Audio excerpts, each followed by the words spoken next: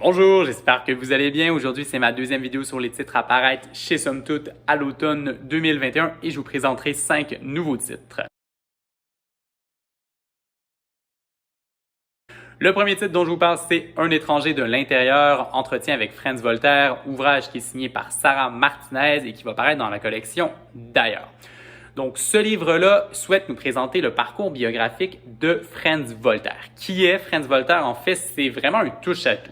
Aujourd'hui, c'est le directeur du Centre international d'information haïtienne, caribéenne et afro-canadienne, mais il a été ou il est encore militant, professeur, essayiste, éditeur, documentariste, producteur de films et beaucoup d'autres choses. Franz Voltaire est né à Port-au-Prince, mais il a également habité dans beaucoup d'autres villes et il s'est finalement installé définitivement à Montréal. C'est quelqu'un qui a beaucoup milité, qui a participé à beaucoup de luttes politiques. Il a notamment dû fuir la dictature de Duvalier. Il a été emprisonné lors du coup d'État au Chili en 1973 et c'est quelqu'un qui a évidemment beaucoup milité contre le racisme à Montréal, mais également ailleurs dans le monde. Donc, Un étranger de l'intérieur veut vraiment nous présenter le parcours de Franz Voltaire, mais on y apprend beaucoup de choses, notamment beaucoup de choses sur la culture et la vie intellectuelle de la diaspora haïtienne à Montréal. Le deuxième livre dont je vous parle aujourd'hui, c'est Pour que tu m'aimes encore, penser nos identités au prisme des mèmes numériques, ouvrage dirigé par Mégane Bédard et Stéphane Girard, qui va paraître dans la nouvelle collection Culture Vive. Donc, cette collection-là est dirigée, elle aussi, par Mégane Bédard et Stéphane Girard et va vouloir nous proposer des ouvrages qui sont issus du courant des Cultural Studies, donc ce courant de recherche universitaire qui s'intéresse à des approches, à des œuvres, à des pratiques qui relèvent surtout de la culture populaire. Donc, le premier titre va s'intéresser aux mèmes numériques et rassemble les principaux chercheurs et chercheurs sur le sujet. Ils vont nous parler du fonctionnement des mèmes numériques, mais plus encore, ils veulent nous parler des enjeux identitaires qui entourent les mèmes numériques. Donc, on va y apprendre notamment que les mèmes numériques, ce sont de formidables marqueurs identitaires et qu'ils en révèlent beaucoup sur notre façon de communiquer en ligne et peut-être plus encore sur notre façon de nous auto-représenter en ligne. Le troisième titre dont je vous parle aujourd'hui, c'est 11 brefs essais sur la beauté pour échapper à la tyrannie des idées reçues de Marie-Lise Hamelin. Ce qu'elle souhaitait faire, Marie-Lise Hamelin, avec cet ouvrage-là, c'est vraiment s'interroger sur la beauté, la nommer et remettre en question les idées reçues qui l'entourent.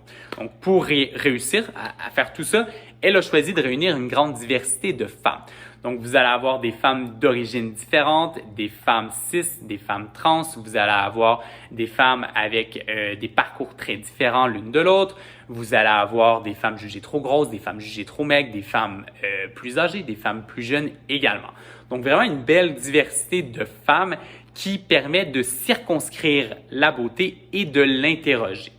Donc, cette diversité de femmes-là s'accompagne également d'une diversité de genre, c'est-à-dire que le titre indique 11 brefs essais sur la beauté, mais ce n'est pas tout à fait vrai parce que vous allez avoir des textes qui relèvent plus de la nouvelle, d'autres qui relèvent plus du conte, d'autres qui relèvent plus du récit ou de la poésie. Donc, tous ces genres-là permettent vraiment de rendre l'ouvrage accessible. Le quatrième livre dont je vous parle aujourd'hui, c'est Privé de sens, plaidoyer pour un meilleur accès à l'information au Québec et c'est un ouvrage qui est signé par Marie-Ève Martel. Donc, comme le titre l'indique, c'est un ouvrage qui s'intéresse à l'accès à l'information au Québec, mais plus encore, c'est un ouvrage qui va s'intéresser à la loi sur l'accès aux documents des organismes publics et sur les renseignements privés. Ce qu'elle fait, Marie-Ève Martel, dans cet ouvrage-là, c'est dénoncer cette loi-là qui a été créée il y a 40 ans et qui est aujourd'hui complètement désuète.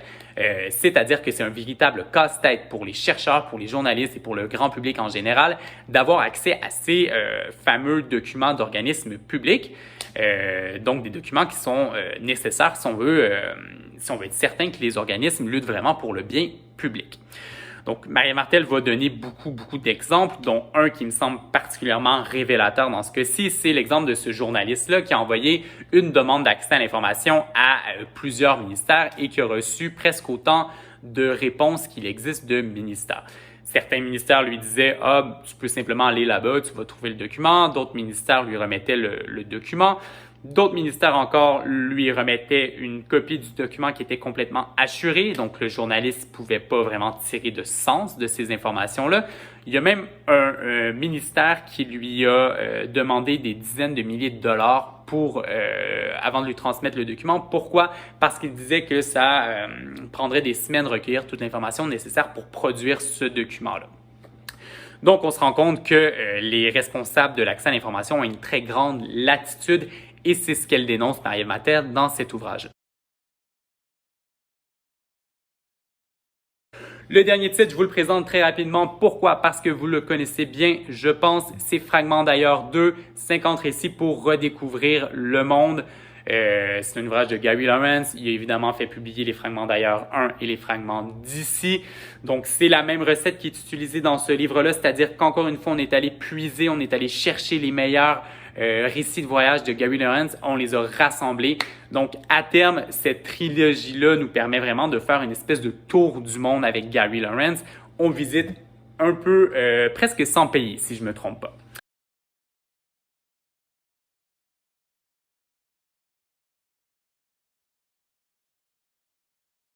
Donc, finalement, on a 2 autres livres qui vont paraître chez Somme Toute, mais j'ai pas le temps de vous les présenter aujourd'hui. Je me contenterai de les nommer. Donc, on a tout d'abord une pièce de théâtre de Michel Garneau, Le banquet des petites personnes ou La politesse du désespoir. Et on aura également un essai sur le cinéma signé par Jean Gagnon, Vidéo Caméléon, chronique de l'art vidéo au Québec.